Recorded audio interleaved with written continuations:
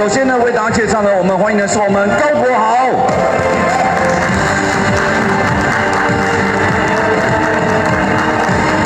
以及呢我们田浩，欢迎呢我们2位小师弟。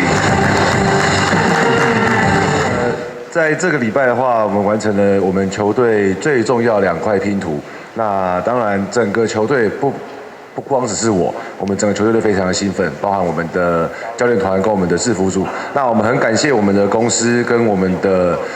制服组对我们的球队这么重视，然后找来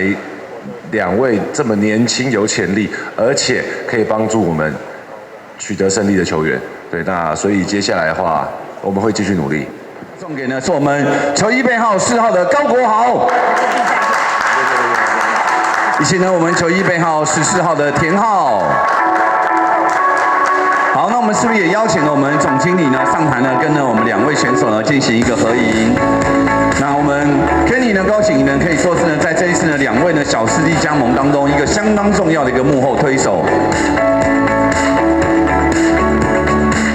以前呢，其实我们以前在球场上都是公平的竞争，但是我们私底下都，其实我们感情很好，私底下都是好，我们还是会联络。然后只是现在就是有这个机会，就是我能跟他同队，就是我也会向他学习，对，然后就是有比较不会的，然后比较不好的地方，他也会教导我，所以我觉得就是良性的竞争吧，对。那当然可能就是因为新竹工程师，我为什么会选择的原因，当然就是跟你说很大的贡献是在于，因为我可能彼此都有 match 到，就是我想要我的需求，那他们新竹工程师也愿意给我这个机会，那我才接受这个东西，对，所以对啊。课业上的兼顾是没有问题吗？因为为什么 online 对，因为 online， 所以但是会比较辛苦一点，但不过没有关系，因为我当初最一开始，因为我的身份还是属于大学生，对，那当然我是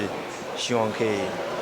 因为我现在没办法回去的话，希望确定在这边，那我希望就是有球可以打，那学业也可以兼顾到，那我也希望说可以顺利的拿到毕业证书，对，这是我的想法，对，不管是在不管是有粉丝还是观众各方面，我觉得我们要把那个态度打出来，让他们觉得说这是值得的。那球场下我们该有的机遇，什么事该做就去做，不该做的事要自己去拿捏。那我相信，我希望这上下要去分配得清楚，然后加上是球队本来就应该就有纪律这种东西，对，因为一旦偏掉了，那我想你要谈论到你想赢球，还是你想要，我觉得这个就不需要谈论，对。